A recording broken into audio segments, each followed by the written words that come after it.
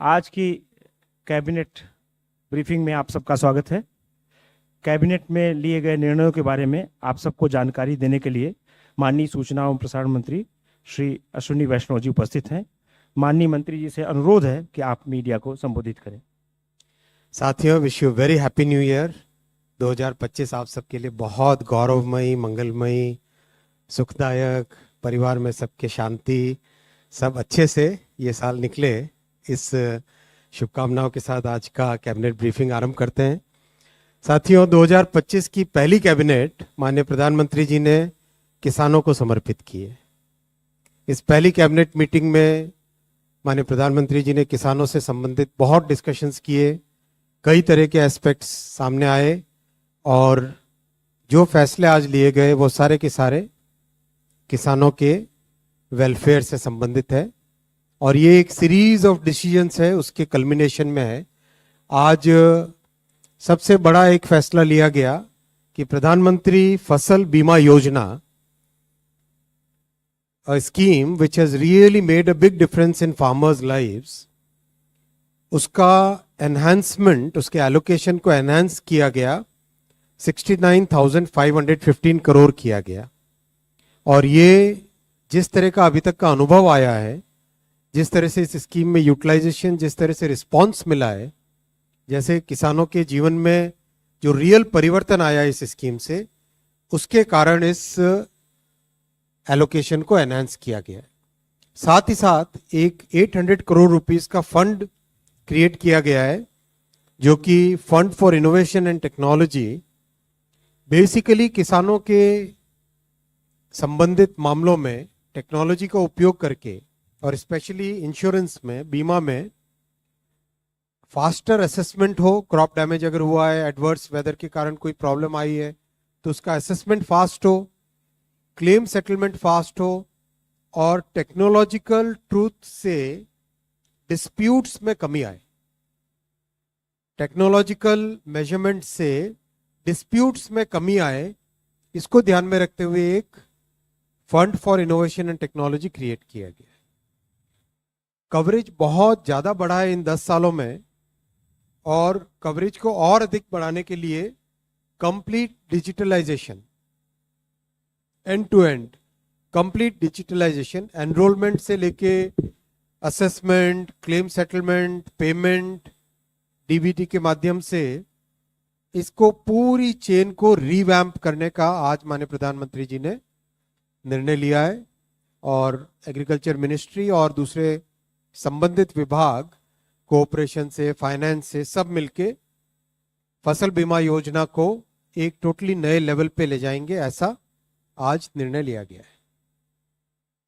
अगर इस फसल बीमा योजना का हम एक समरी देखें तो बहुत ही सिग्निफिकेंट चेंज आया है किसानों के जीवन में। ये नंबर ऑफ पॉलिसीज की टर्म्स में देश की सबसे बड़ी इंश्योरेंस स्कीम है। अगर हम इसको प्रीमियम के पैरामीटर पे देखें तो this is the third largest बीमा योजना, थर्ड लार्जेस्ट इंश्योरेंस स्कीम। पूरे देश में करीब 23 स्टेट्स और यूटीज इसमें शामिल है। चॉइस होती है स्टेट को, जैसे कुछ स्टेट है जो अच्छे वेलफेयर प्रोग्राम्स में भागीदारी नहीं लेना चाहते, तो चॉइस के हिसाब से 23 स्टेट्स एंड यूटीज इसमें है और 20 एम्पैनल्ड इंश्योरेंस प्रोवाइडर्स हैं। कॉम्प्रिहेंसिव प्रोटेक्शन है और अगर हम यूपीए से कंपेयर करें, 10 साल पहले के बीमा की योजनाओं से कंपेयर करें, तो उसमें पूरे ब्लॉक को एक यूनिट लिया जाता था या पूरे तहसील को एक यूनिट लिया जाता था। यानी पूरी तहसील में अगर, या पूरे block which is a very large area, उसमें अगर क्रॉप को डैमेज हो तभी जाके किसी किसान को कुछ मिलता था। यानी प्रैक्टिकली बहुत ही वो स्कीम थी जो कि फार्मर्स के वेलफेयर से रिलेटेड नहीं थी। और मोदी जी ने आके इस स्कीम में बड़ा चेंज किया, इसको फार्म लेवल पे और लोकल एरिया लेवल पे लेके आए। इससे अगर एक लिमिटेड डैमेज होता है तो भी किसानों को इसका बेनिफिट मिल जाता है। नेचुरल कैलामिटीज के अलावा जो एडवर्स क्लाइमेटिक कंडीशंस है, कई बार ऐसा होता है कि जब फसल बोई होती है उस समय में गर्मी या सर्दी ज़्यादा हो जाए तो उसकी पैदावार कम हो जाती है। तो एडवर्स क्लाइमेट कंडीशंस में भी इसका कवरेज है। फंडिंग पैटर्न नॉर्थ ईस्ट और हिमालयन स्टेट्स के लिए 90-10 है और बाकी सब स्टेट्स के लिए 50-50 है। प्रीमियम प्री डिफाइंड है जिससे कि कोई डिस्प्यूट नहीं हो, और रिमोट सेंसिंग और डिजिटल टेक्नोलॉजीज का बहुत इसमें यूज है। करीब 4 करोड़ किसानों को इस स्कीम में बेनिफिट मिल रहा है और करीब 39% of the gross crop area in the country इसके कवरेज में आती है। सबसे बड़ी बात है कि मैक्सिमम बेनिफिट मिल रहा है छोटे और मार्जिनल फार्मर्स को।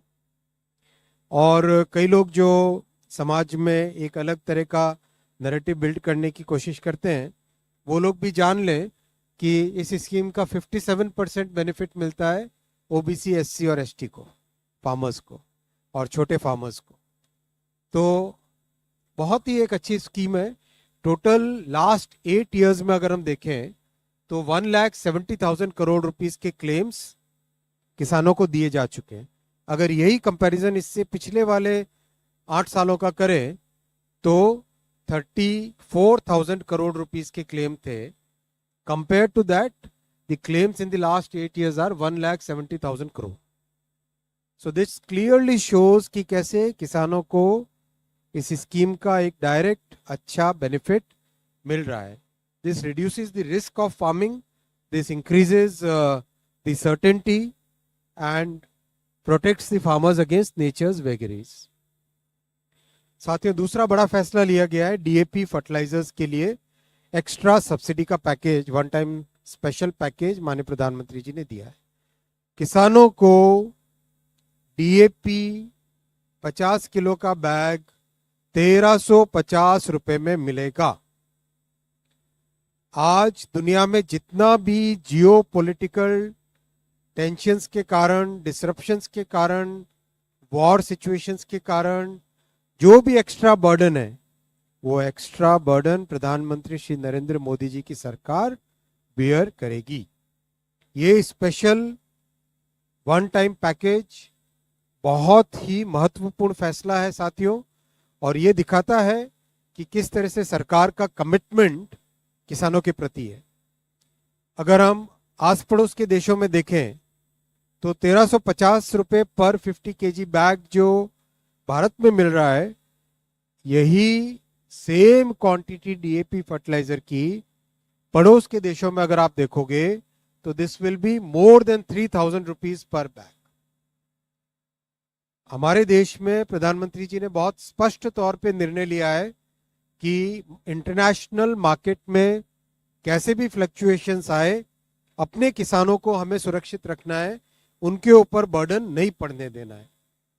इसीलिए अगर आप देखोगे आज जो मिडिल ईस्ट में कॉन्फ्लिक्ट है, आज जो रशिया यूक्रेन के बीच में कॉन्फ्लिक्ट चल रहा है, आज जो सप्लाई चेन में डिसरप्शन के कारण कई देश अपने यहाँ स्टोरेज करने में लगे हुए हैं, इन सब के कारण जो मेजर सप्लाई डिसरप्शन हुआ, जिसके कारण इंटरनेशनल प्राइसेस बहुत बढ़ गए। हम लोग कैलकुलेशन कर रहे थे, अभी डिपार्टमेंट ऑफ फर्टिलाइजर के अधिकारी साथ में थे, साथ में है। मार्केट में अगर फेयर प्राइस देखते, कितना 3,000 से ज्यादा मिलता है ये बैग, करीब करीब 3,000 रुपए से ज्यादा में ये बैग मिलता 50 किलो का डीएपी फर्टिलाइजर का। लेकिन प्रधानमंत्री श्री नरेंद्र मोदी जी ने बहुत स्पष्ट तौर पे आज कैबिनेट में कहा है कि 1,350 रुपए में ही डीएपी का बैग मिलेगा, और ये भी सभी जो लोग ब्लैक मार्केटिंग करने का प्रयास करते हैं, जो लोग किसानों को ठगने का प्रयास करते हैं, वो लोग भी जान ले कि 1,350 रुपए से ज्यादा अगर किसी ने लेने की कोशिश की, उनके अगेंस्ट भी राज्य सरकारें, और मैं राज्य सरकारों को निवेदन भी करूंगा कि वो उनके against strict action, legal action ले। साथियों, इस पूरे पैकेज की कॉस्ट करीब करीब 3,850 करोड़ रुपए की आएगी, और ये आप अगर देखोगे तो एक क्लियर कमिटमेंट है पिछले 10 साल का। देखो अगर आप इन 10 सालों में कभी भी किसी भी तरह के डिसरप्शन आए, चाहे कोविड का डिसरप्शन आया, चाहे वॉर का डिसरप्शन आया, किसी भी डिसरप्शन में प्रधानमंत्री श्री नरेंद्र मोदी जी ने किसानों के ऊपर बोझा नहीं बढ़ने दिया। उन्होंने वो सारा बोझा सरकार के कंधों पे लेना उचित समझा और इसका एक स्पष्ट अगर डेटा में देखें आप तो 4 से 14 में सब्सिडी फर्टिलाइजर्स की जाती थी करीब करीब 5.5 लाख करोड़ 4 से 14 में, 2004 से 2014 में। 2014 से 24 में ये करीब 12 लाख करोड़ हो गई, 11.9 लाख करोड़, यानी डबल से भी ज्यादा सब्सिडी इन 10 सालों में किसानों को फर्टिलाइजर्स पे दिए और इसका बहुत ही अच्छा परिणाम भी आया है। देश भर में जहां पर भी जाए हम, अभी हाल ही में महाराष्ट्र में काम करने का मौका मिला था, तो वहाँ किसानों से जितनी भी जगह बात करते, हर जगह किसानों का ये बहुत अच्छा एक इनपुट आता, फीडबैक आता कि सब्सिडी मतलब फर्टिलाइजर का प्राइस मोदी जी ने बढ़ने नहीं दिया। दुनिया भर में प्राइस कहीं कहीं पर भी गया हो, लेकिन वो एक्स्ट्रा बर्डन मोदी जी ने किसानों पे नहीं आने दिया, वो बर्डन सरकार ने अपने कंधों पे लिया। मोदी जी ने ये क्लियर कमिटमेंट किसानों के प्रति दिखाया। ये साथियों 2 बहुत बड़े फैसले आज लिए गए और अगर इसको हम देखें तो ये एक पूरी सीरीज है। अगर ये सारे फैसले आपके सामने जो रखे हैं, ये फैसले जून में तीसरी टर्म प्रधानमंत्री श्री नरेंद्र मोदी जी की सरकार बनी 3rd टर्म के लिए, उसके बाद के फैसले। आप इन फैसलों में क्लियर पैटर्न देखेंगे। ये पैटर्न है किसानों के जीवन से जुड़े, किसानों के खेती से जुड़े हर एक एस्पेक्ट, इनपुट से लेके आउटपुट तक, टेक्नोलॉजी से लेके क्वालिटी ऑफ इनपुट्स तक, एजुकेशन से लेके डिजिटलाइजेशन तक, रिस्क को कम करने से लेके मार्केट के सपोर्ट को बढ़ाने तक, यानी 360 डिग्री एनालिसिस अगर आप करो किसानी का, खेती का, तो उसमें हर एक एस्पेक्ट में, हर एक डायमेंशन में प्रधानमंत्री श्री नरेंद्र मोदी जी ने, एनडीए सरकार ने एक क्लियर सपोर्ट और क्लियर इन्वेस्टमेंट के फैसले लिए।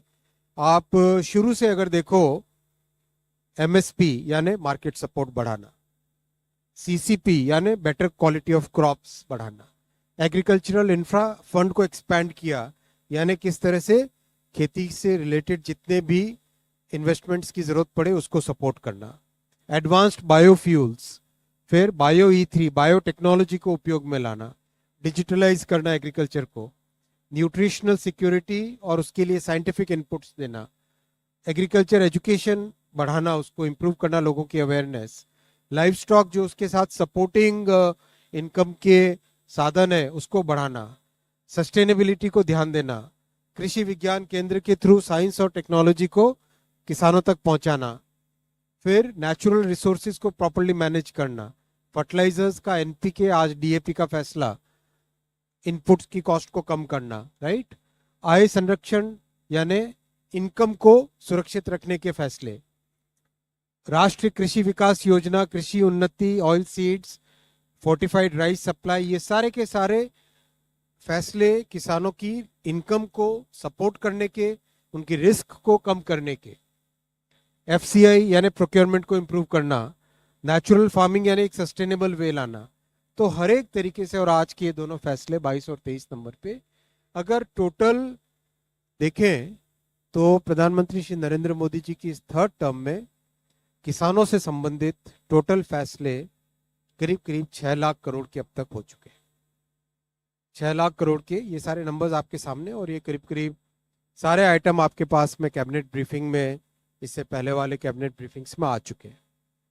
तो एक तरीके से किसानों की जिंदगी में खुशहाली आए, उनकी जिंदगी में बेटर इनकम रहे, रिस्क कम हो, इन सब विषयों पर ध्यान देके comprehensive development of farmers welfare का एक कॉम्प्रिहेंसिव व्यू पॉइंट लेके प्रधानमंत्री श्री नरेंद्र मोदी जी ने, एनडीए सरकार ने, मोदी जी की इस तीसरी टर्म में फैसले लिए। साथियों, आपको बहुत बहुत धन्यवाद और एक बार फिर आपको 2025 की बहुत शुभकामना। Now will take question. 2 number 2।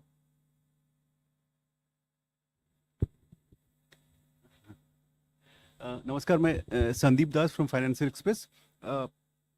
This enhancement of this revamping of Pradhan Mantri Fasal Bima Yojana, if you look at the budget estimate, it was for the financial year, it was 14,600 crore roughly for the current financial year. Now you said it's 60,000 crore rupees. So what exactly? पूरी scheme का enhancement है. Total scheme का जो outlay है that is now 66,515 crore. That means it will more state will be added or like what is that? इसमें सब चीजें होंगी. इसमें more farmers will be enrolled, greater coverage will be there, better technology will be included, faster assessments will be made, faster claim settlement. It's a very overall in a sense जो अब तक का अनुभव आया है, इस अनुभव से एक्सपीरियंस गेन्ड सो फार, उससे इसको कैसे एक स्टेप बेटर करें. अभी तक के अनुभव को लेके how do we have a newer, better, faster Fasal Bima योजना. But this 60,000 is for current fiscal or like ये that? पूरे स्कीम का है, टोटल स्कीम का. शिशिर, अच्छा आप आइए प्लीज. मैंने ये लिखा ना, enhanced allocation of ₹6 per year नहीं लिखा है, ये पूरी स्कीम का है. Yes. 5 साल का होता है मोस्टली, हर एक स्कीम का 5 साल का होता है. और मोस्टली वो जो फाइनेंस कमीशन की टाइमलाइंस होती है उससे मैच करते हैं ऐसी स्कीम्स को. ओके, कितना है 22 से, मतलब finance 15th finance commission, 15th finance commission के साथ कोटर्मिनस. सर मैं लक्ष्मण CNBC आवाज से. डीएपी के लिए जो सरकार ने एडिशनल पैकेज का ऐलान किया है उसमें पर बैग अगर पूछूं तो कितना इंक्रीमेंट होगा. और आपने कहा कॉस्ट ऑफ प्रोडक्शन बढ़ रहा था चूंकि रॉ मटेरियल की कीमतें बढ़ रही थी. कुछ एस्टिमेट कि कितना रॉ मटेरियल के प्राइस बढ़ा और हम कितना कंपनसेट कर रहे हैं. जितना भी बढ़ा वो पूरा कंपेंसेट कर रहे हैं. अगर ये सब्सिडी नहीं दी जाती एक्स्ट्रा, तो अगर सब्सिडी बिल्कुल नहीं देते, मान लो आज मार्केट से खरीदते, राइट, तो जैसा डिपार्टमेंट की तरफ से भी, और डिपार्टमेंट आपको जब अपनी ब्रीफिंग करेंगे तब डिटेल कैलकुलेशन भी देंगे, तो 3,000 रुपये से 3,000 रुपये से ज़्यादा की कॉस्ट आती एक बैग की. वही बैग अब 50 किलो का बैग 1,350 रुपये में. सो ये इतना सारा पोर्शन है जो कि extra production, extra because of the Cape of Good Hope, Red Sea से नहीं आता आजकल सामान, केप ऑफ गुड होप से आता है, यानी ट्रांसपोर्टेशन की कॉस्ट भी बढ़ गई. तो वो सब देखते हुए ये सब्सिडी का हुआ. उसमें तो सर सब्सिडी भी इंक्लूडेड है जो आप कह रहे हैं, एक्स्ट्रा 3,000 पर बैग होता है. बिल्कुल ठीक. लेकिन सब्सिडी को हटा दें तो इस इंसेंटिव पैकेज के तहत पर बैग कितना सब्सिडी मिलेगा. 170. हाँ, करीब करीब 175 के आसपास पर बैग आता है. Thank you. 126. बट आपको पूरी सब्सिडी को साथ में देखना चाहिए.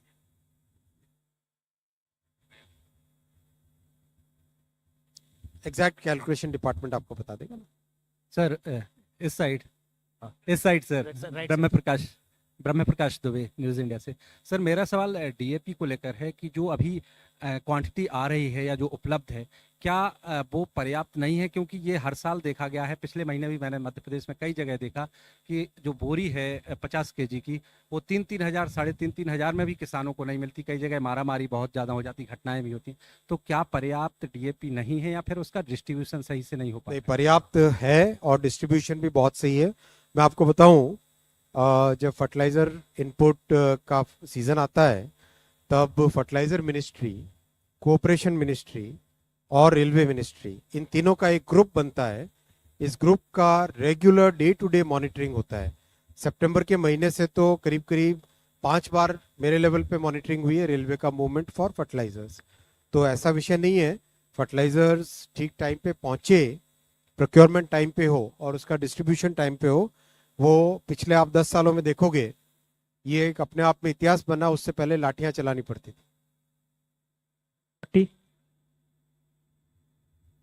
सर प्रशांत हूँ NDTV से. पहला तो आपने कहा कि फसल बीमा योजना कुछ राज्य हैं जो नहीं अपने यहाँ लागू कर रहे हैं, तो कौन से वो राज्य नाम हैं? नहीं लेना चाहता. आप अपनी इन्वेस्टिगेटिव जर्नलिज्म करना. नहीं नहीं, उसमें कौन कौन से राज्य अगर बता दें. तो दूसरा सवाल ये है कि एक समस्या आती है कि फसल बीमा योजना में इंश्योरेंस कंपनियां जो क्लेम होता है वो जल्दी नहीं देती हैं, ये कई शिकायत आती है और कई राज्यों ने शायद पेनल्टी वगैरह का भी प्रोविजन किया है, तो आप लोग क्या इस पे कुछ जल्दी मिले जो क्लेम है? जहाँ पे क्लेम देने में तकलीफ करती है कोई भी इंश्योरेंस कंपनी, वहाँ पे उनके ऊपर पेनल्टी भी लगाई जाती है और पेनल्टी का भी एक सिग्निफिकेंट अमाउंट भी कलेक्ट हो चुका है। लेकिन जिस तरह से इसका पूरे प्रोग्राम का डिजिटलाइजेशन हुआ है, जिस तरह से इसमें टेक्नोलॉजी को यूज किया गया है, उसके बाद में बहुत स्पष्ट तौर पे faster settlement, faster assessment and lesser disputes, इस फिलॉसफी पे काम हो रहा है। और अभी किसानों से अगर आप जाके बात करें और देखें तो एक सिग्निफिकेंट लेवल ऑफ सेटिस्फेक्शन आता है। 39।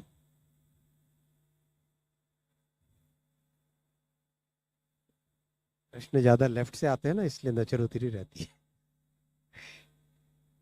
Okay, sir.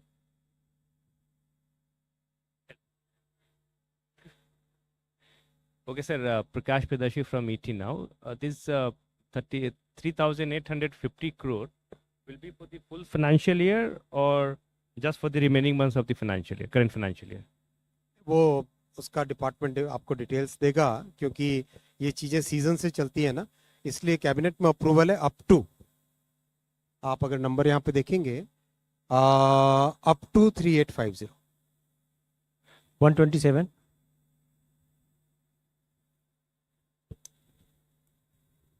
सर, आपने इतने सारे अचीवमेंट बताए कि पिछले एक साल में सरकार ने, मोदी सरकार ने क्या क्या स्टेप उठाए किसानों साढ़े के लिए। छः महीने में।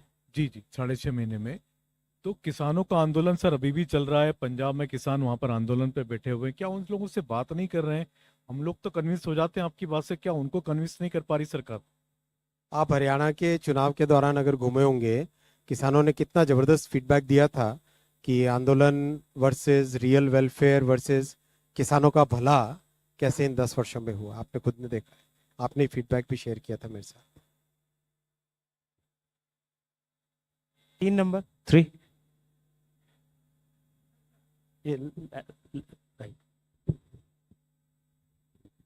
इससे शम्स फ्रॉम उर्दू मीडिया।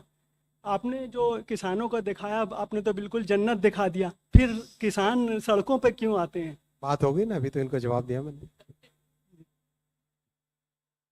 आप ठीक है।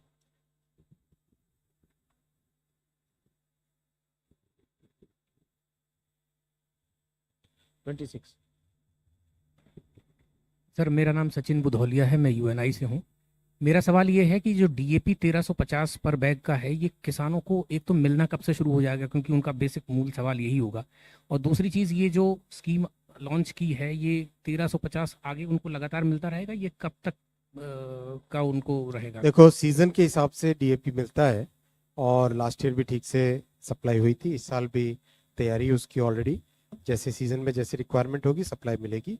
और इसमें मैंने आपको, जैसा पहले एक और मित्र ने जो पूछा था, साथी ने, अप टू 3850 करोड़ रुपीस की सब्सिडी आज के कैबिनेट में अप्रूव हुई है। भविष्य के फैसले जैसे होंगे वैसे मैं बताऊंगा।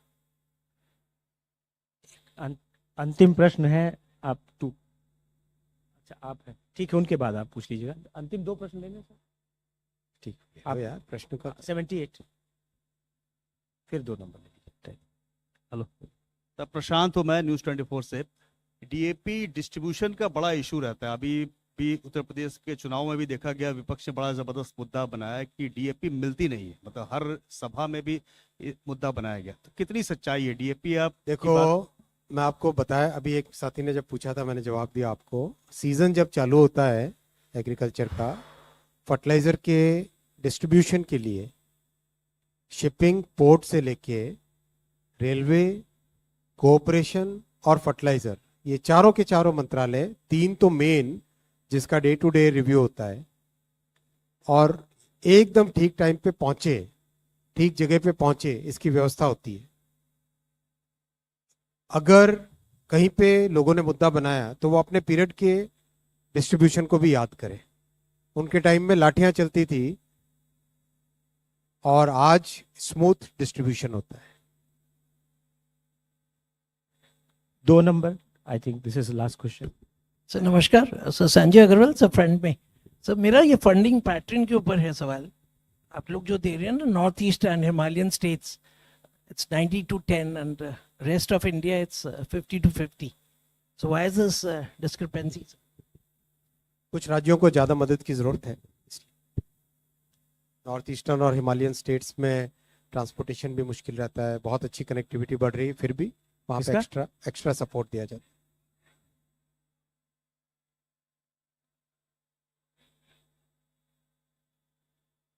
ये सुनो ना, अभी अलग से बात करेंगे ना, आज कैबिनेट का डिस्कशन करो। लेट्स बी फोकस्ड यार। चलिए, thank you once again, very happy new year. एक और फैसला लिया गया है जो कैबिनेट के बाहर है, शेयर करूं आपके साथ। अब से हर कैबिनेट ब्रीफिंग के बाद में किसी न किसी स्टेट का स्पेशल यहाँ पे आप लोगों को सर्व किया जाएगा।